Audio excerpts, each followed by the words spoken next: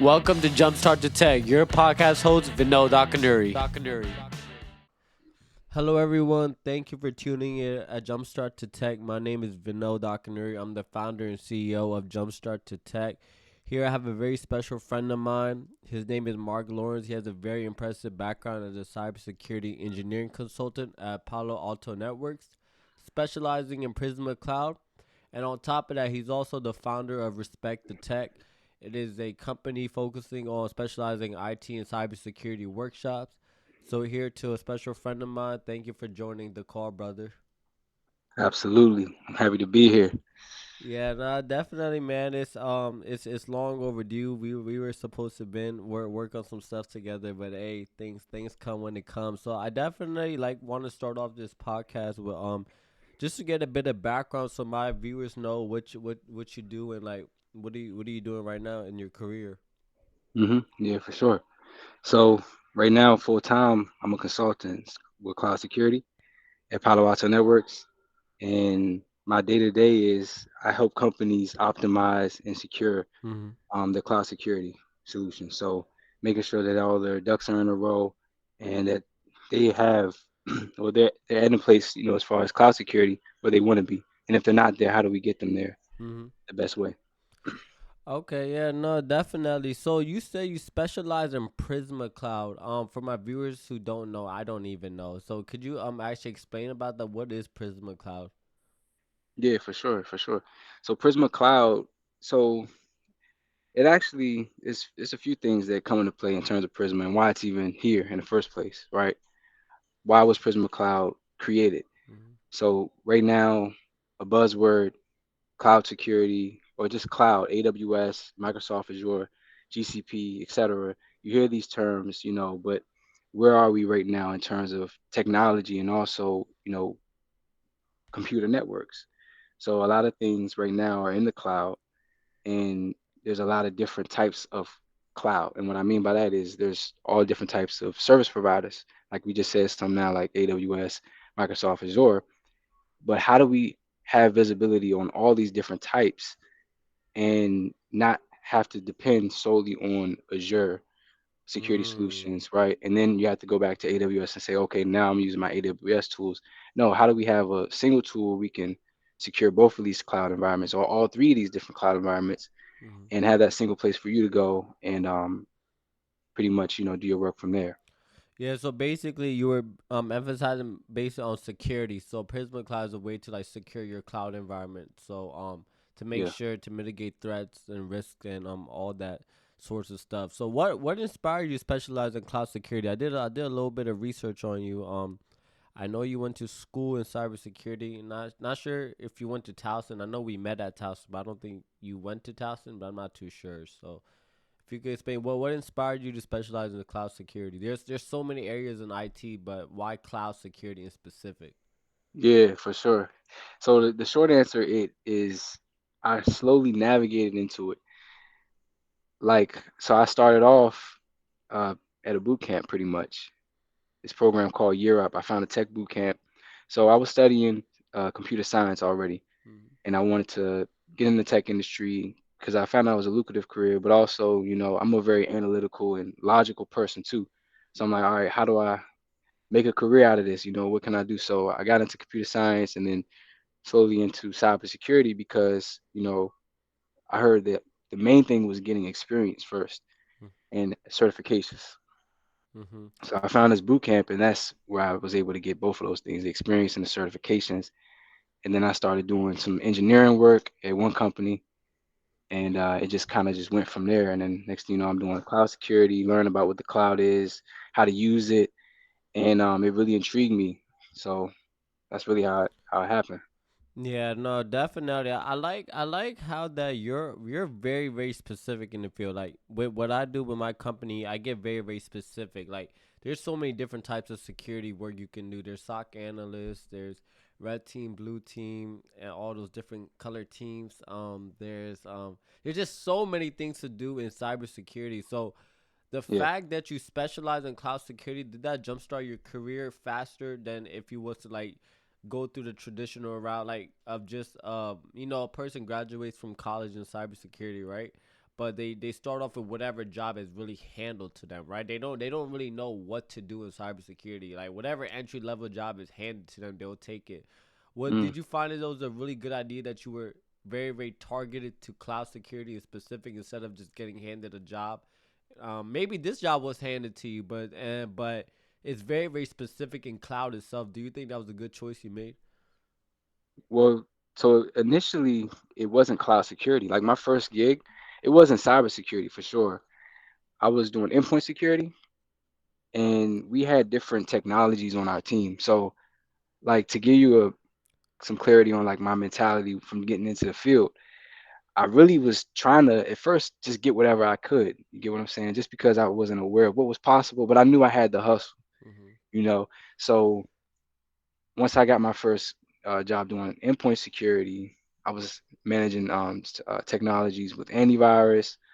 There was also network security as well, and cloud security was another tool that we had, in our as far as responsibilities for our team. So it wasn't so specific at first. It was Mm-hmm. just endpoint security, and then I learned more about what cloud was, and then I kind of got more interested in that. I started asking more questions from people on my team, and it kind of just what I mean. Trench. Over time, yeah, yeah, yeah. So it Yeah. wasn't super specific at first, though. I wouldn't say that.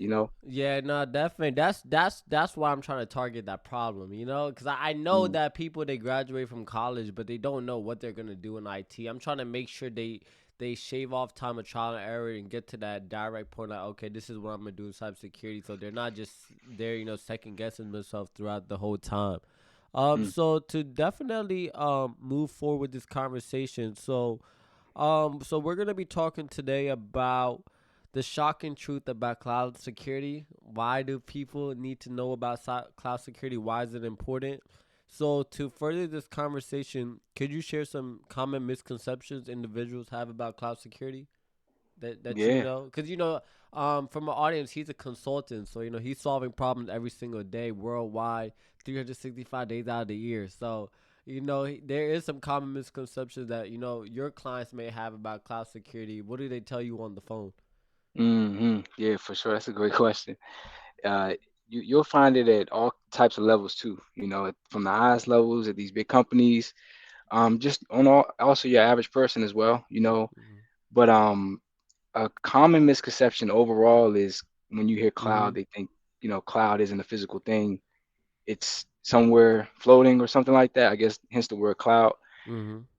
Essentially, cloud is literally a data center somewhere else. Mm-hmm. And someone hosting this infrastructure for you. Mm-hmm. You know, now you don't have to take care of this hardware, Mm-hmm. but we call it cloud because it's sitting somewhere. We don't know where it is, but we know we have access to it. We can control it. We can create things there.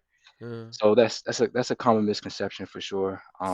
so you're basically saying people think so you said real, so it's a cloud like it's in the air, right? But it's also a real thing that's stored somewhere as well as what you're trying to say. So people are Yeah, thinking like it's more like, oh, it's just in the air, but it's like an actual physical thing that's stored somewhere in that IT office space, right? right. Exactly. Okay, Exactly. okay, got it. Any more misconceptions that you know? Um, Misconceptions with cloud. So that's the biggest one. I would say, just thinking, would it be around security or just Just cloud just just overall? just in general, cloud security, like just whatever. Like in your job, do people try to like say something about, oh, this isn't true, that isn't true, or they try to talk to you about something that just in general. Okay, okay, okay. Yeah, I mean, I would say like That was a there's big thing. that was the biggest Okay, I thing, but remember. there's also the fact that things happen really fast in the cloud as well. Mhm. I don't think people take that into account in terms Mhm. of maintaining visibility of what you're creating in it. Mhm. So, for example, when you make something, when you create a resource in the cloud, Mhm. and the access that you permit to that resource is very important. Mhm. But when you're making things and you want to move fast, it's easier to just give yourself or someone else all the permissions opposed to only the ones specifically that Mm. they need. You see what I'm saying? Oh, this is very very important. Keep going with this. I like this. Yeah, and that's a problem. That's a big Yeah. problem. We call it Mhm. overly permissive. So you want to be mindful of that. People love convenience, especially nowadays, right? And it shows even in the workplace. It shows even with these engineers or these developers at these companies, because they start making things and they're overly permissive with the access. They're not very careful with where they place the keys, the access keys and secret keys, and we could talk about what that means. But Mm-hmm. those are more mishaps that I'm seeing. You know what I mean? Yeah, no, definitely. I think that's with me because like permissions. Like I have a team, right? So like we're sharing some stuff on Google Drive all the time. So it's like being very careful who you're sharing it to. What do they have access? Because as we move forward with this conversation, I was having a conversation with a buddy of mine, and we were just talking about is cloud really safe? And like, is I mean, nothing is ever 100% perfect, but it's cloud 100% perfect. So, Mm, as we move forward with this, I do want to talk about so what are some critical steps individuals can take to maximize their cloud security posture that yeah, that you know. yeah, definitely. So, uh, for one, there's Mhm. the configuration. So there's how you configuring your cloud. Mhm. So you have your actual resources. So virtual machines, it could be containers. There's also clusters of containers or Kubernetes clusters. So those are the resources. Those are the things that are actually running. Applications, things like that, operating systems. But then you have the actual network infrastructure as well. So the virtual network itself, there's firewalls, of which AWS has its security groups, and then there's also network ACLs, Mhm. right? But it's how are you configuring all these things, Mhm. and do you have visibility of how these things are being configured, Mhm. right? That's extremely important, right? Mhm. And another thing is having visibility on who's doing what. So Mhm. are you auditing all the actions that are being taken Mhm. in this network, in this cloud infrastructure, Mhm. right? Because that's also important to talk about audit logs. So that way if something happened, we have somewhere to go and be able to see exactly A what happened. reference book or something like that. Exactly. Mhm. Exactly. Yeah. So No. No. Definitely. Go ahead. yeah, yeah. Well, if you had something, keep going. No, what I was saying is a reference log is really important. I'm in IT management. I do project management, so I'm managing Mm, projects all the way from AI to system engineering and like just different scopes. And I told my team members that we gotta audit, what's going on at every step of the point. So if something goes bad, we can go back, check on it, and then figure out a solution from it. So I really like the point that you brought up about auditing because you gotta have even in IT support they do that. I was in the internship for a week before I quit, but in that week, they told me that every ticket you got, you need to make sure that you log it. So I start to understand the importance of just logging things. So yeah, definitely. So I know that cybersecurity is very important, and that every business needs cybersecurity implemented. What are some essential cybersecurity practices that every business should implement? yeah, yeah, for sure. So for one, so we talked about having visibility of what's going on, having visibility of the configurations, the actual actions that are being taken, so audit logs, and then there's also communication. So what kind of communicating is being Mm-hmm. performed, what protocols are being used, what IP addresses, like Mm-hmm. where is it coming from, stuff like Mm-hmm. that. But when you talk about, as far as the actual cybersecurity solution, we need to have people in place that are watching all this, Mm-hmm. right? So that's when you start talking about security operations center. Mm-hmm. You see what I'm saying? And then also now you have visibility. Okay, well, what are you going to do with that visibility, right? What happens when an incident happens? Mm-hmm. And essentially, an incident is one or more events that are deemed suspicious and say, okay, this is something that bad that might have happened, right? But Mm-hmm. who's going to respond to that incident? So now you talk about incident response. Mm-hmm. You get what I'm saying? And then there's also the risk of cyber attacks. Mm-hmm.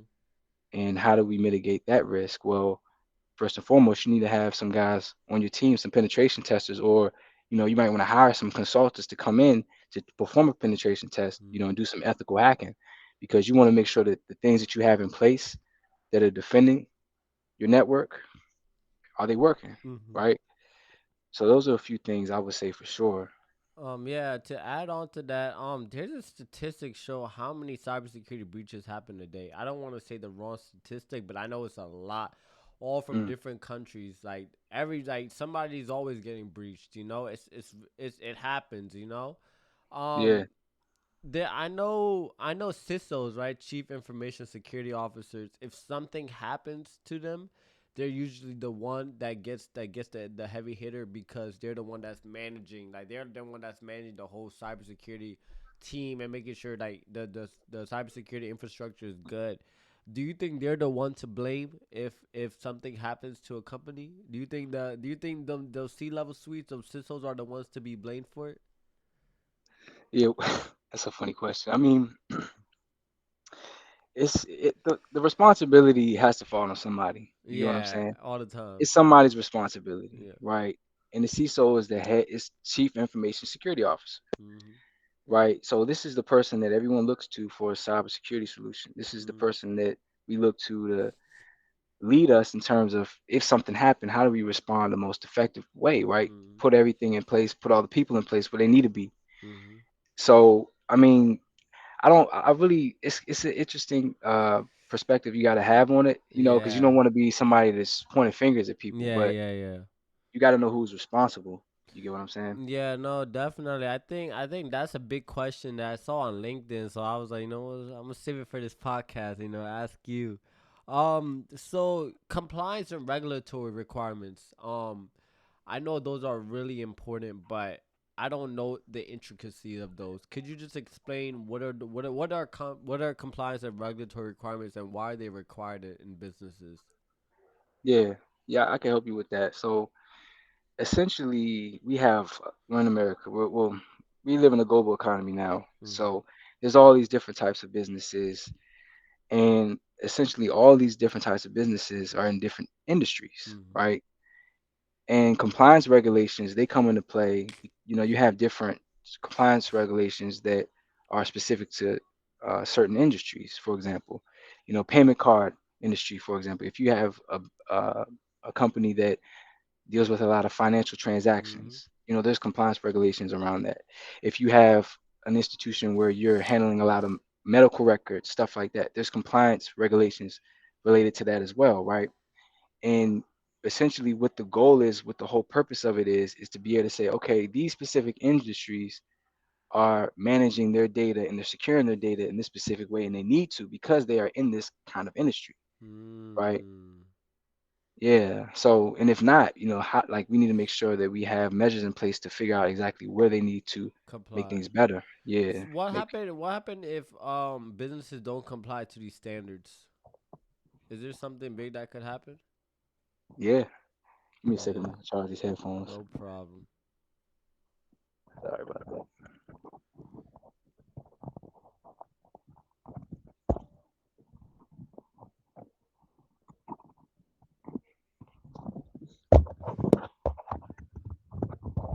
Oh, good. Yeah, no problem. Yeah, like I said, yeah, I really think compliance and regulatory requirements are important. Can you hear me still? Yeah, I can hear Okay. you. Can you hear me? So yeah, I can hear you. Okay, So good, good. why do like what happened if companies don't follow those requirements? What could happen? Like, could it be Mm. something bad that could happen? Yeah, for sure. I mean, if you don't comply with certain regulations, you have to pay fines for one. Companies never want to have to do that. Yeah.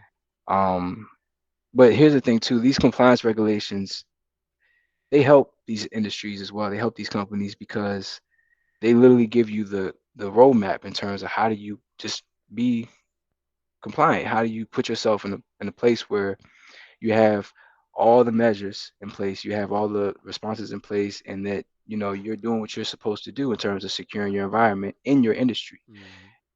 Because that should be your goal. You want to be responsible with this data Yeah. that you have, right? Mm-hmm. So Yeah, nah, definitely. Yeah, no, thank you so much. So, just to go a little bit deeper, so what advice would you have for somebody who wants to build a career in cybersecurity? Like I said, I was doing some background on you. So, do you have your bachelor's degree, or do you have associate's, bachelor's, PhD, master's? Um, yeah, yeah, good question. yeah. Yeah, so right now I actually have.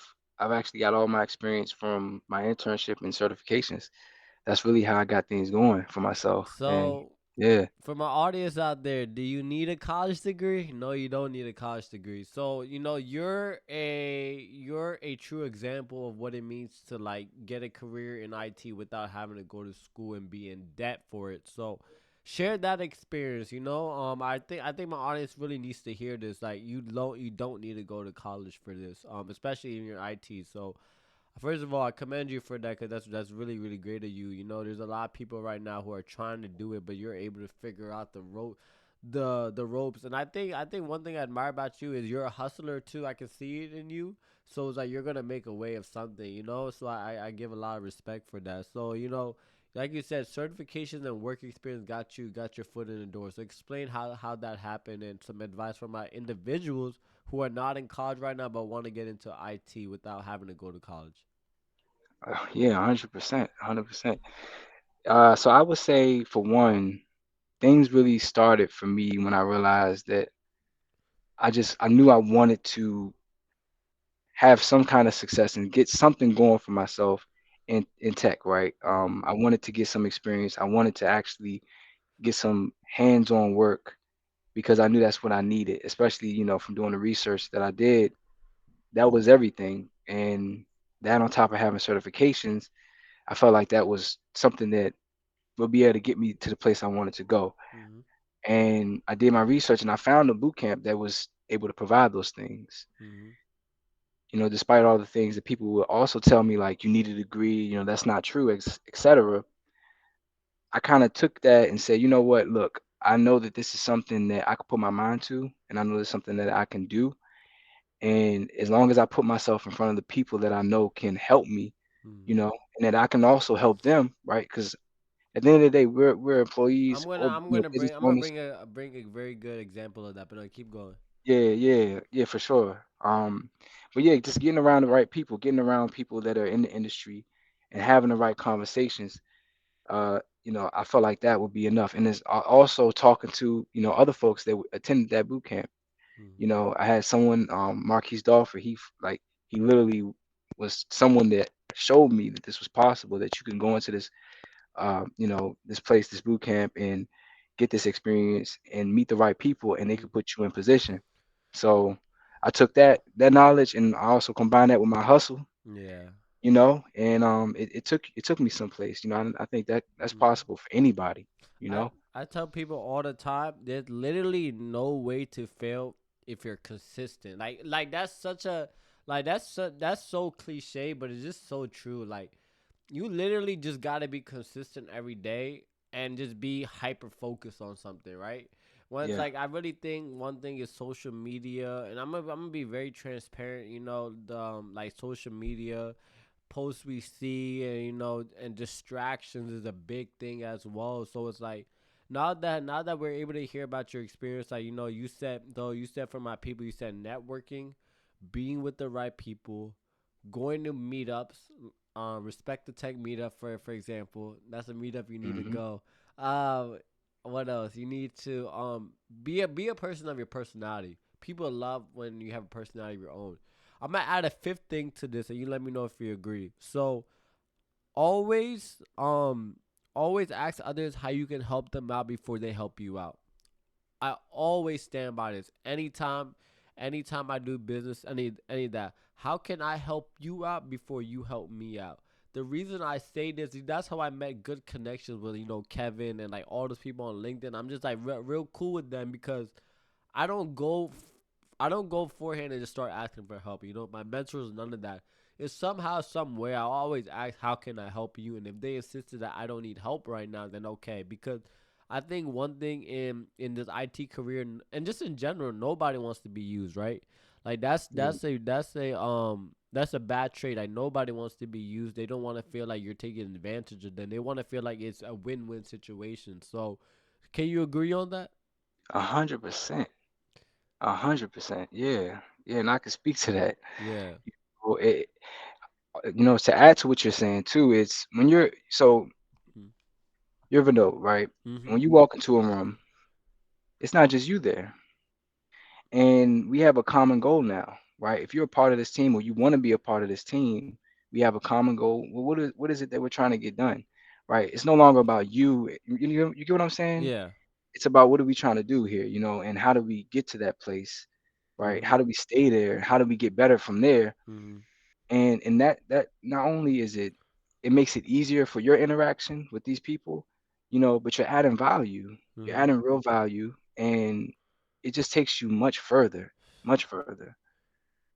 Yeah, no, definitely. I think that's the biggest way I'm able to like keep on moving forward up the ladders because like I said, you got to add value to people's lives. Like that's number one thing. Like we're all humans. We all want to feel respected and valued in this world. So it's like adding value to people's life. I tell people that all the time. I got this advice from my mentor. So like always make sure you add value in people's life before they add value in your life. Every single time. There's no ifs, ands, and buts.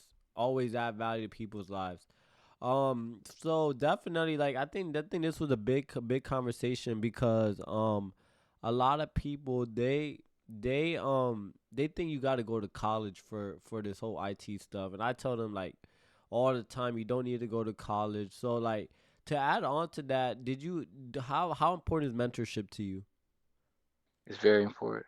Very, Very. very. So, Yeah. how many mentors do you have in your life? Do you have a lot of mentors? Do you have a very select few that you talk to on a daily basis? Yeah. Yeah, I do. So mainly my family. So for one, my mom is a mentor for me. Hundred You know what I percent. mean? Yeah, my Shout out, mother keeps mama. me grounded. Yeah, yeah. Shout out to my mother. So that for sure. And uh outside of that too, I have individuals that I talk to that know I'm in this industry and know my job, my hustle, but also they help me in terms of being able to balance out all these different goals that I have and all these things that I want to do Mhm. and be able to say, okay, but what's the next step for me? And where am I right now? Mhm. Yeah. Because a mentor, that's where they come in. They're able to tell you things objectively, Mhm. so you can see things outside of just your perspective. Yeah, no, definitely. I think mentorship is so important. I One thing about me, I am never afraid to ask for help. I'll ask, but there's a thing with it. Mm, I ask for help, but I know they won't hold my hand. I just take the advice. I filter what I like and what I don't like, and then I implement the advice that they give me. So that's why I tell people all the time. Like I'm gonna be doing a podcast later about mentorship, connectors, and sponsors. You need those three people in life. So like I think mentorship is really important. I'll even consider you a mentor, man. I think definitely my friends are my mentors as well. We literally yeah. give advice every single day. Before I did this podcast yesterday, my friend came over for 3 hours showing me how I can record this podcast and make it sound good. Like having literally the right friends in your life is so important. Like the background you see here was a pic that my friend made for me till I make it into reality. So it's like just making sure, bro, you have really really good friends in life is so important. And I think to add on to that, do you think your coworkers should be considered your friends? I think that's a big topic that a lot of people discuss about. Should Mm. coworkers be considered friends or should they just be coworkers? Well, that's a so I want to second too what you said about your friends and the people you Mm-hmm. keep around you, how they're mentors, because I definitely feel that. And my team, Respected Tech. Let me tell you something, man. They motivate me. We motivate each other. Mm-hmm. That's huge. Yeah. That's huge. And it's taken us far, but it goes deeper than that. That boot camp I went to, all these guys, I studied with them. You know what Yeah. I mean? So we took that and we're here now. And that's because us, you know, Mm-hmm. iron sharpening iron. So Mm-hmm. I definitely feel you on that. Friends and definitely and can be mentors. Now, uh, you asked a question about coworkers and can they be friends? Yes, absolutely, they can be friends. At the same time, you also gotta. It's kind of like a subjective question too, because what do you mean by friend? Like, what does friend mean to you? You Mm-hmm. know, because that depends. You know, you gotta ask yourself that first before you even be able to say whether a coworker can be a friend or not. Mm-hmm. Yeah, no, definitely. Like I said, I really think what you're doing is really really important for the community.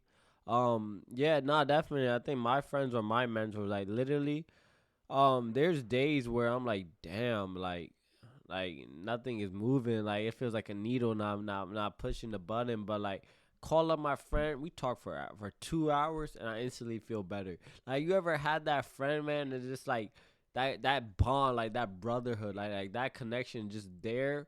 It's like it's not like any other connection you had. You know what I mean? Like you ever felt like Yeah, that? yeah, I know we're going off topic on the podcast, but I don't mind because I want to talk about this. I think this is real stuff we can talk about.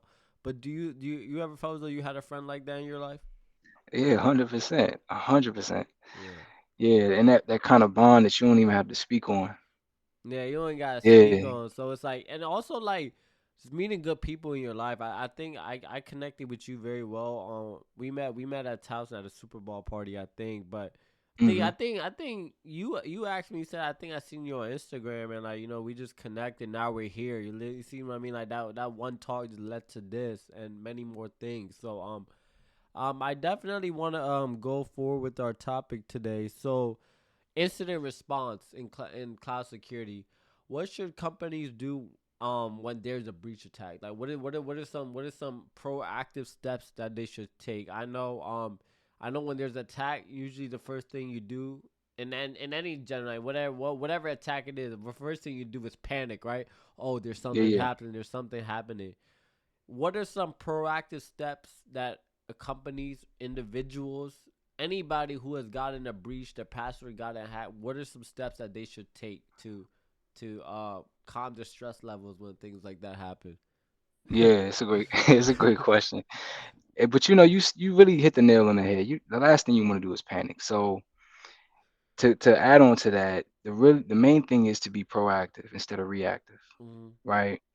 You want to make sure that you have all your ducks in a row ahead of time, that you're already performing these penetration tests and you're already making sure that everybody's responding the way they need to respond. So that way, when it does happen, Mhm. you already have the procedures in place. You already have the playbooks in place because really Mhm. that's what you do. You write these things Mhm. out. You Mhm. establish processes in your company and Mhm. you write them out. You make playbooks. So if something goes down, individuals know exactly what to do step by step. They know how to document and collect all the forensic data Mhm. that happened, and related to that incident, and Mhm. be able to collect that data and hand it off to the people that need to, respond to the Mhm. incident, and make sure you have a lessons learned at the end, Mhm. right? So it doesn't happen again. Mhm. Yeah. Yeah. No, definitely. So the big point you're saying is that making sure you have all your ducks in a row. So making sure that you take the steps beforehand to mitigate it. Now, let's say you have all your ducks in a row and it does happen. In Mm, that instance, do you still panic? Like what? Like I understand like have making sure that you have everything. You have everything beforehand prepared. Let's say it yeah. happens, right? What is the first thing that you should do if it First does thing you do, happen? Yeah, we'll you collect all panic. the. No, do not, do not panic. That's the last thing you want to do. And so the main thing you want to do is collect all the data Mhm. first. Mhm. Just understand what happened first. Mhm. And then right after that, you need to communicate. You gotta communicate. Mhm. That's so important. You gotta make sure that you have all the stakeholders that need to be aware. Mhm. Make sure they're aware, Mhm. right? And like I said, at that point now you're using the playbooks. Now you're doing what you have to do in terms of responding to the incident. Mhm. But before we even do all those things, we got to know what happened, right? We have Mhm. to collect the forensic data. Mhm. Yeah. Okay, makes sense. So basically, from my audience, he's basically saying, make sure you collect all the documentation of what happened and speak to the appropriate person who can deal with that situation because we know what's that guy's name? Kevin. He recently passed away. Kevin Platnick Sputnik. I think some one of them. He was a Uh-huh. very high prolific cybersecurity guy. He went to prison and then he opened up his whole cybersecurity consulting company. I'll have to look up that name, but Okay. I'll look it up. But I think that's really really important for my individuals. Is like breaches can happen anytime. Have you ever actually gotten breached or you got your password took or anything? I haven't. Yeah, I I haven't. actually haven't either. I think the one time I did was, uh, Nah, I don't think I have. I have it, but I know Are you saying this like personal accounts? Or are you saying just in at your general because I company? know it's not just in general. I know like Instagram accounts, my friends they clicked on the link and Yeah. then and then it turns into like an anonymous page, and then they start asking you for money. Has that ever happened? Not even just general work, man. Nothing really like that has ever happened. No, but here's the thing too though. There's breaches though. So there's a website where you can go and put in your email, and you'll find out if your Can you share that password. website right now? Not in the Yeah. chat, but like say it out loud for my audience. Have I been pawned? Have I been pawned? Okay. Yeah. It P and it's not pawn like PAW. It's P. It's pwned. Some people pronounce it pwn. Okay. PWNED. Okay. Yeah. Okay. So making sure. So if you put your email address in, it, what happens? It'll literally tell you all the breaches related to that email. So they'll track your email and they'll see, okay, well, what accounts are Have associated tried with to this get email. breached. Yeah. Yeah. Well, so it's really what accounts are associated with this Mm. email, and then whatever associations that it has that company Mm. have had a breach, Mm. within the past certain amount of time. And if so, it'll say, okay, yeah, Nah. this Nah. email is Mate. associated with it. Yeah. Nah. Man, definitely makes sense. Yeah. Yeah. Thank you so much. So just a couple more questions I wanted to ask you. How is communication collaboration with teams? Why is it so important? So just just Yeah. just just how because there's people right.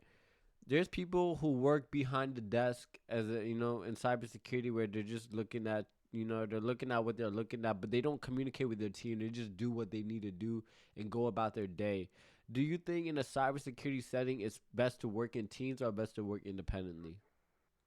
It's always better to work in teams because things get done a lot quicker too. Mm-hmm. And you know, put it this way: when you're working on a team and when you all have a common understanding, you maneuver differently. You respond to incidents, for example, a lot better. You troubleshoot Mm-hmm. issues that happen in the infrastructure in your environment way easier. Mm-hmm. And also it makes you better because Mm-hmm. there's certain things that you might not even think of that somebody else brings up to you, Mm-hmm. and you're like, oh yeah, you're right, and then you check on that, and boom, right, Mm-hmm. something that might have took you 3 4 hours or a whole day, Mm-hmm. it took you 5 minutes. Yeah. Yeah, so yeah, definitely important. So do you work remote or you're hybrid in person? I'm fully remote. Fully remote. How do you like that? I'm one day in office, but it's not that big of a deal. But how do you like being fully remote? So I have my views on it, right? Like some Hmm. days I'm tired of being at home all the time, but then there's some Hmm. days it's like, all right, it feels good to sleep in and turn on my alarm 5 minutes before work instead of having to Yeah, get ready. There's a lot of opposing views to it. But do you like that remote lifestyle, or do you like being in person and seeing people? Like, were you always remote, or did you go into the office? so it's a mixture. I've always been at least hybrid.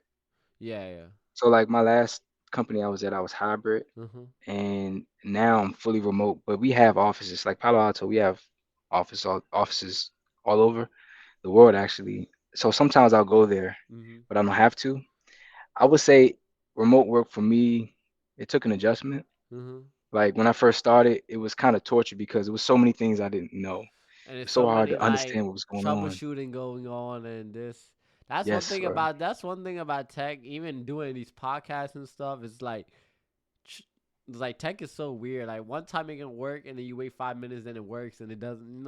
So it's like I think that's a big adjustment, especially because like you're dealing with cloud security, so they're probably giving you like laptops where you gotta insert a pin in there, and you gotta connect to this virtual to make sure nobody breaches their laptops and stuff. So it's like so you basically took some time for you to get used to it, but once you got used to it, you don't mind it so much. And do you sit where you're at right now, or do you usually work from your Because it's a great thing that you also have a common space where you can actually go and work. So what do you do? Do All you right, do you go to your common space or you just work from your apartment?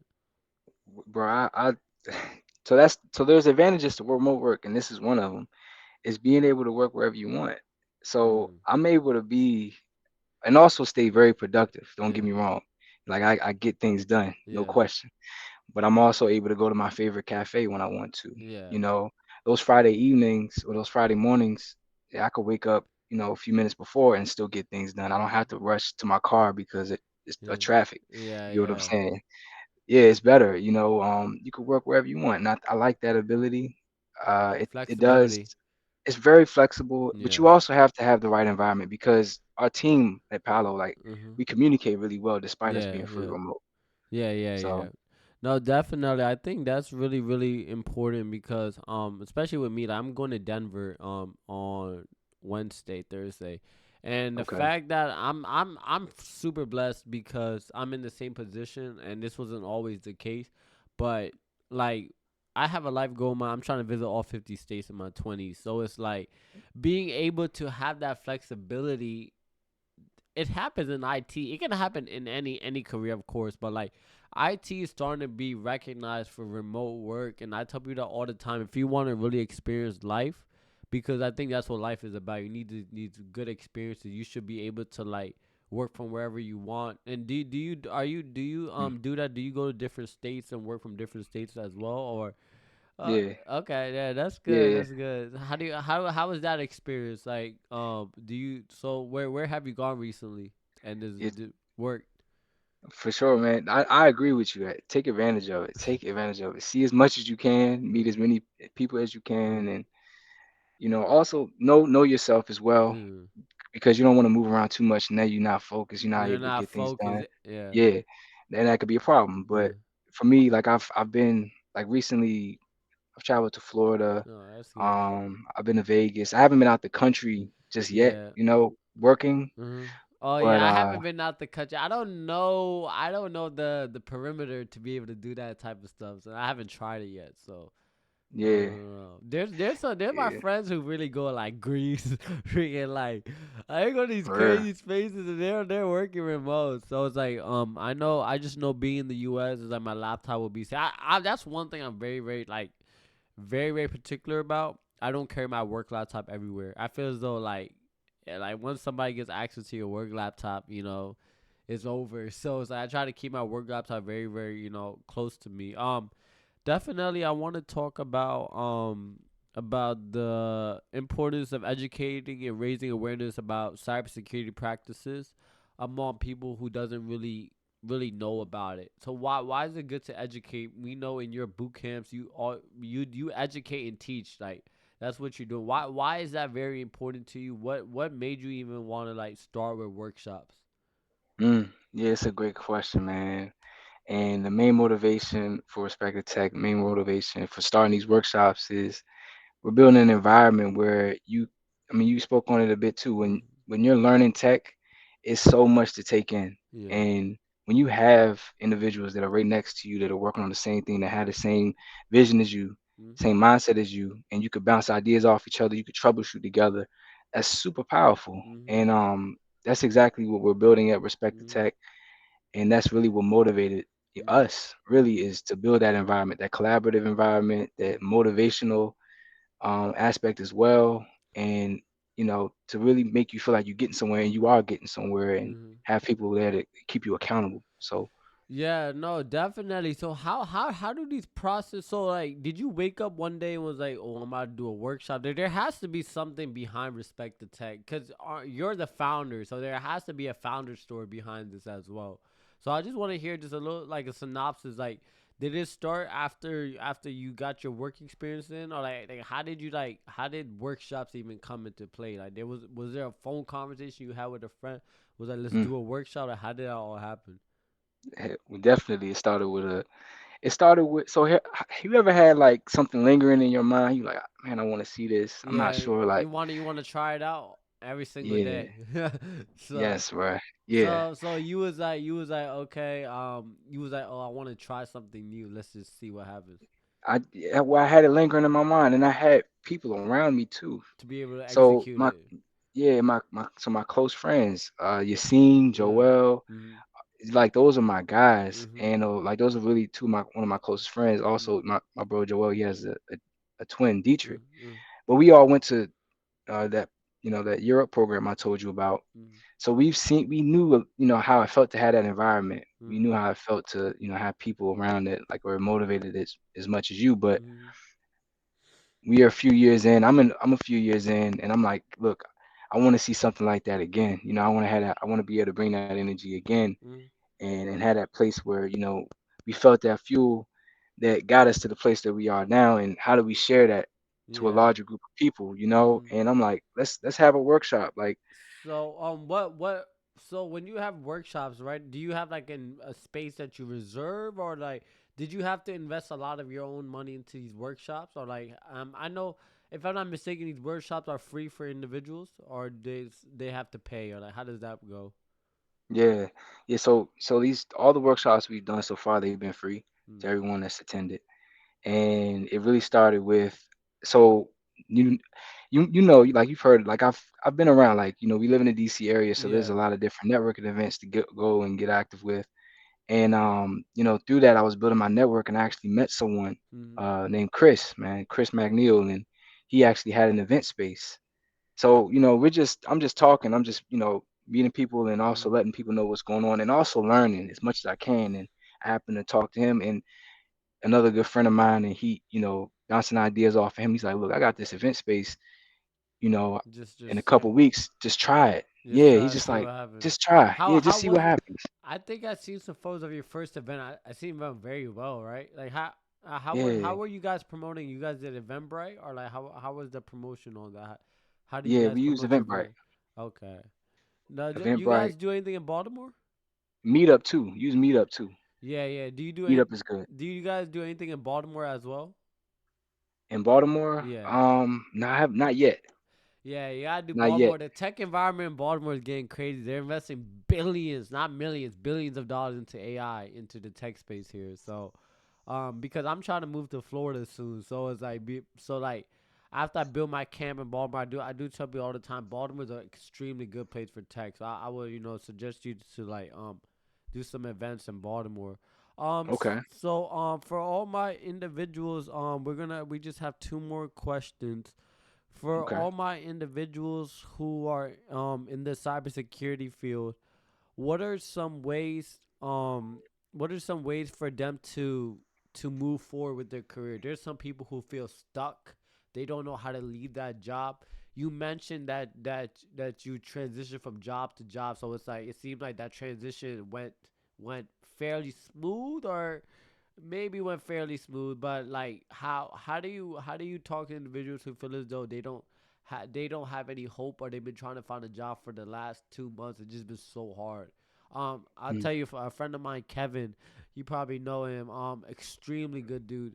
Was out of work for 4 months, but they found a job like 2 weeks ago. So it's like 4 or 3 months, but it's like he was so persistent. He hustled every day on LinkedIn. Like, so it's like, what is some advice you have with people when they feel as though they don't have any hope to move forward because they're getting rejection letters every day? Like, how do you deal with that? You know? Yeah, yeah. It's a great question. I mean, I would say, for one, like, I could speak on my experience Mm, being able to have some different positions, because I moved from endpoint security to vulnerability management. Now I'm doing cloud security. And mm, the main thing that's helped me through this journey is the people, like the relationships that I built.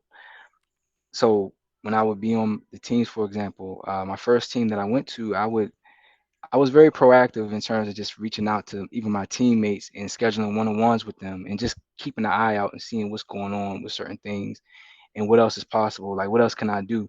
Because, I always want to keep my hands busy. I mean, I yeah. always want to stay busy with something. Mm, And my first job, I guess it was through the pandemic too. I didn't have a lot of that. So I got, to a point where I'm like, all right, what can I do? What can I do? mm, I ended up meeting someone at my company named Martin. mm, And he's literally the reason why I started doing Prisma Cloud, because mm, I was persistent. I was reaching out to him. mm, And it wasn't even about Prisma Cloud. It was just like, look, like, I see the work you've been putting in. I'm interested. How can I help? mm, And because of that, I was able to be put on a project doing Prisma Cloud. Now, I wasn't thinking I was going to work at Palo Alto, because Palo Alto is who made Prisma Cloud. yeah. We had that vendor come to Freddie Mac all the time, but Yeah. I never thought I would work there. But because I took that initiative and I talked to Martin, who was on that project, he brought me on. So I'm putting that on my LinkedIn, keeping my LinkedIn up to date.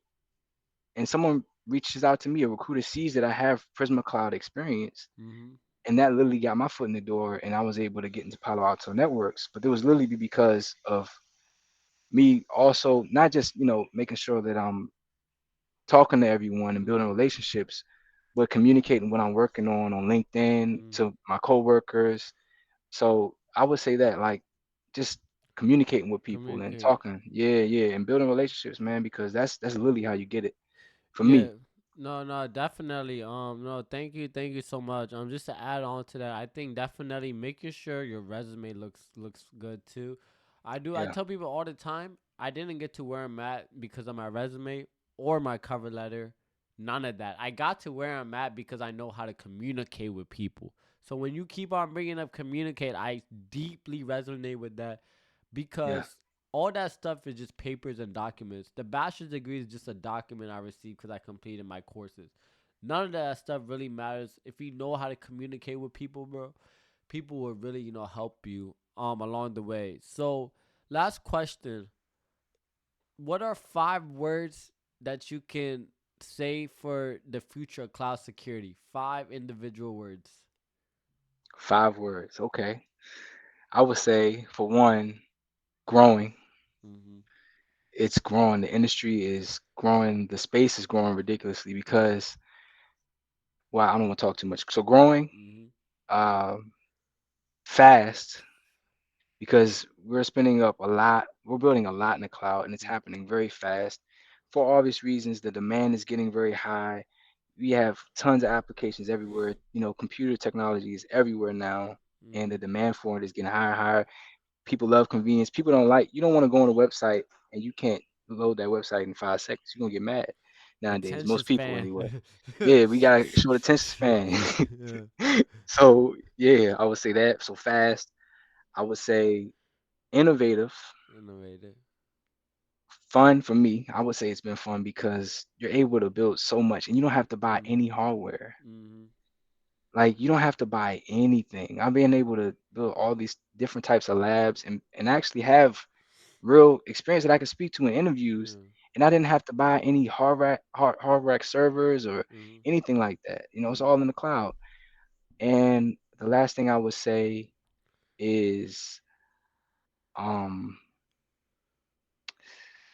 hmm, the last word I would use maybe is I say innovative. You said fast, I was just innovative. thinking innovative in my head. I don't know why you said that, but Well, nah, you already said yeah, nah, innovative. Yeah, no, definitely. I think those 5 words really resemble the future of cloud security.